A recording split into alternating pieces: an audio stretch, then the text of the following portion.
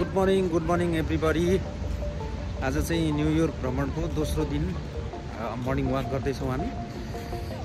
न्युयोर्कको सडक किनारामा हिँडिरहेका छौँ।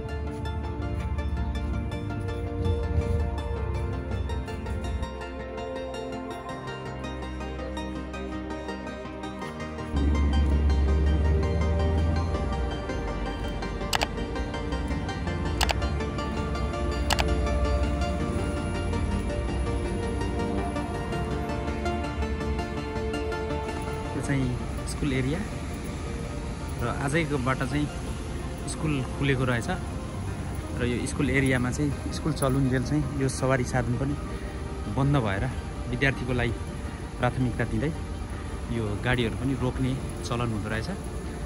र यहाँ हामी देख्न सक्छौँ वेलकम ब्याक टु स्कुल भनेर बोर्ड पनि लगाइएको छ। आजबाट स्कुल चलेको रहेछ यहाँ न्युयोर्कमा।